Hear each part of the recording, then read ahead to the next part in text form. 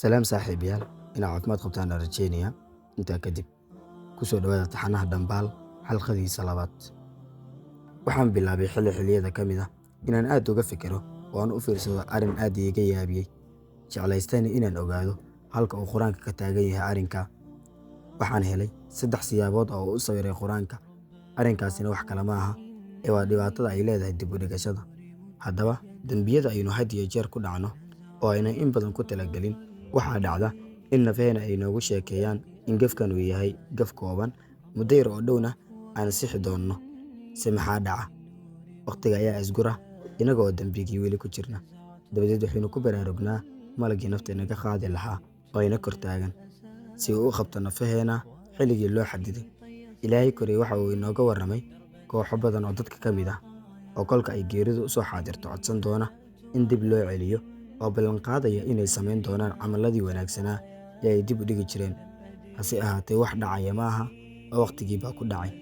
Ilaahay waxa uu Quraanka dhexdiisa ku leeyahay, marka ay midkood u timaado geerida, waxa uu odhan doonaa Rabbiyow i celi si aan u sameeyo camalkii wanaagsanaa ee aan ka tegay.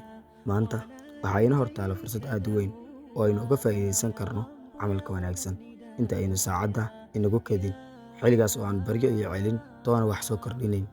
Waxa uu Quraanka mar kale inooga warramayaa kooxo kale oo marka ay geeridu soo xaadirto Allah subxaanahu wa tacaala weydiisan doona inuu siiyo fursad ay sadaqo kula baxaan. Waxa uu yidhi Allah subxaanahu wa tacaala isagoo ka warramaya, wax ka bixiya wixii aan idinku deeqnay intii aanay idin imaan geerida, oo midkiin oo dhan Rabbiyow maad wax yar dib ii dhigtid si aan u sadaqaysto oo aan uga mid noqdo kuwa wanaagsan.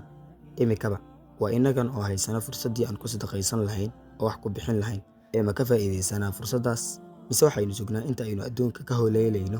Waxaa kale oo Quraanka inooga warramayaa koox saddexaad oo dadka ka mid ah oo kolka ay geeridu soo gaadho toobad iclaamiya, Ilaahay dembi dhaaf weydiista. Hase ahaatee, xilligaas ma xilli dembi ka laabashaa?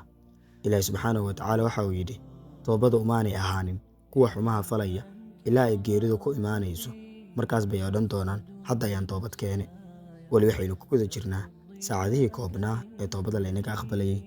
Weli waxaynu haysanaa fursad aan dembi dhaafka Ilaahay subxaanahu wa tacaala ku weydiisan karno.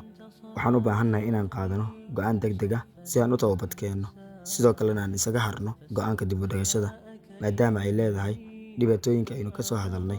Allah inaga yeelo kuwa uu ka aqbala acmaasha wanaagsan.